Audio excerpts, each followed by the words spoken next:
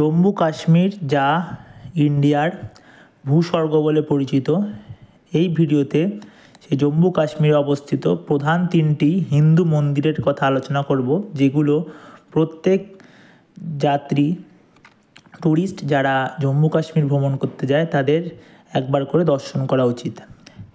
এই জম্মু কাশ্মীরের 3টি প্রধান হিন্দু মন্দিরের প্রথমটি হলো অমরনাথ মন্দির। যে অমরনাথ যাত্রার 2টি প্রধান রুট রয়েছে, একটি হলো পেহেলগাম রুট আর একটি হলো বালতাল রুট। পেহেলগাম রুটটি দীর্ঘ এবং আরও মনোরম হয়, কিন্তু কম খাড়া বালতাল রুটের রেসপেক্টে। পেহেলগাম রুটের মেন বৈশিষ্ট্য হলো এটি থেকে অমরনাথ যাত্রা প্রায় 46 কিলোমিটার, যা 9,500 ফুট উচ্চতায় চন্দনবাড়ি থেকে শুরু হয়। পিশুটিপ, শেষনাগ এবং পঞ্চতানি এইগুলো রাস্তাতে পড়ে। একদিকে ট্রেকিং করতে যাওয়ার সাধারণত 3 থেকে 5 দিন সময় লাগে। তীর্থযাত্রীরা হেঁটে যেতে পারেন, ঘোড়া, পালকি, হেলিকপ্টার ব্যবহার করে যেতে পারেন। দ্বিতীয় রুটটি হলো বালতাল রুট, যা প্রায় 14 কিলোমিটার দূরে অমরনাথ থেকে। এখানে ডোমালি বা বারারি মার্গ এবং সঙ্গম এই সব গুরুত্বপূর্ণ জায়গা রয়েছে এবং 1-2 দিনের মধ্যে যাত্রা সম্পন্ন করা যায়। মেন চ্যালেঞ্জিং ব্যাপার এই রুটে হলো এই রুটটি প্রচণ্ড খাড়া এবং কষ্টকর তীর্থযাত্রীদের ক্ষেত্রে। তাই তীর্থযাত্রীদের আর মেন গুরুত্বপূর্ণ বিবেচ্য বিষয় যেগুলো জেনে তীর্থযাত্রীদের এখানে যাওয়া উচিত, তা হলো এখানে যাওয়ার জন্য নিবন্ধ করতে হবে এবং শ্রী অমরনাথজি শ্রাইন বোর্ড থেকে অনুমতি নিতে হবে। সকল তীর্থযাত্রীদের জন্য একটি বাধ্যতামূলক স্বাস্থ্য সনদ আবশ্যক এবং তীর্থযাত্রীদের উচ্চতা এবং উচ্চতাজনিত অসুস্থতার সম্ভাবনা সম্পর্কে সচেতন থাকা দরকার।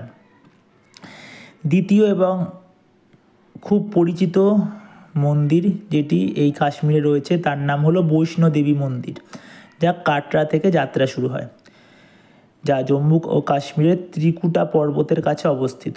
যাত্রাটি প্রধানত পায়ে হেঁটে করা হয়, যদিও কিছু বিকল্প পরিবহন ব্যবস্থা উপলব্ধি থাকে।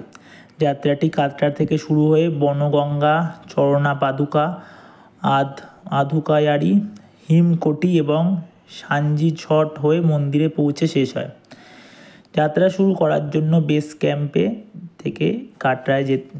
ক্যাম্পে যেতে হয়। এই কাটরা থেকে প্রায় 1.5 কিলোমিটার দূরে বনগঙ্গা অবস্থিত। বৈষ্ণোদেবীর পবিত্র পদচিহ্ন অবস্থিত চরণ পাদুকা স্থানে, আর অর্ধকুয়ারি বলে একটি স্থান যেটি এই যাত্রার অর্ধেক পথে অবস্থিত। এই বৈষ্ণোদেবী মন্দির হলো এই যাত্রার শেষ গন্তব্যস্থল, যেখানে মূল মন্দির অবস্থিত। এছাড়াও এর আশেপাশে রয়েছে ভৈরন বাবার মন্দির। আর এখানে যাওয়ার বিশেষ উল্লেখ্য টিপস হলো কাটরায় অনলাইনে টিকিট বুক করতে হবে বৈষ্ণোদেবীতে যাওয়ার পূর্বে। যাত্রার আগে পর্যাপ্ত জল এবং শুকনো খাবার নিয়ে যাওয়া আবশ্যক এবং হাঁটার জন্য আরামদায়ক জুতো ব্যবহার করা যেতে পারে। তাছাড়া এখানেও ঘোড়া এবং হেলিকপ্টার এছাড়া বিভিন্ন রকমের যানবাহনে সহায়ক অবস্থিত, যা বয়স্ক লোকেদের ক্ষেত্রে, মানুষদের ক্ষেত্রে সহায়ক সুবিধাজনক ব্যাপার। এটিও প্রায় 14 কিলোমিটার দূরে কাটরা থেকে অবস্থিত এই বৈষ্ণোদেবী মন্দির, তাই এখানেও 1-2 দিনের মধ্যে যাত্রা সম্পন্ন করা সম্ভব।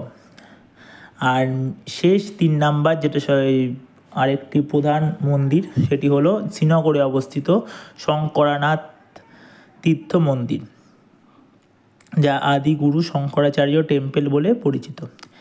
এখানে যেতে গেলে মূলত জম্মু কাশ্মীরের রাজধানী শ্রীনগরে পৌঁছাতে হবে এবং সেখান থেকে অটো রিক্সা, জিপ গাড়ি ভাড়া করে এই মন্দিরে যাওয়া যেতে পারে।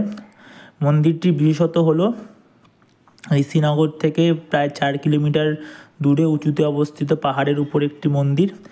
আর এই মন্দিরে পৌঁছে প্রতিটি মানুষকে প্রায় 240টি সিঁড়ি বেয়ে উপরে উঠে শিবলিঙ্গের দর্শন করতে হবে, যা একটু কষ্টকর হয়ে যায় বয়স্ক মানুষদের ক্ষেত্রে, কিন্তু চেষ্টা করলে এবং ভক্তি থাকলে সব মানুষই এই মন্দিরে পৌঁছাতে পারবে। এই 3টি মন্দিরই পাহাড়ের চূড়ায় অবস্থিত, যা খুবই কষ্টকর তীর্থের ক্ষেত্রে, কিন্তু ভক্তির টানে প্রতি বছর লাখো লাখো তীর্থযাত্রী এবং ভক্তরা এই 3টে হিন্দু মন্দির দর্শন করতে সারা দেশ থেকে, দেশ বিদেশ থেকে ছুটে আসেন।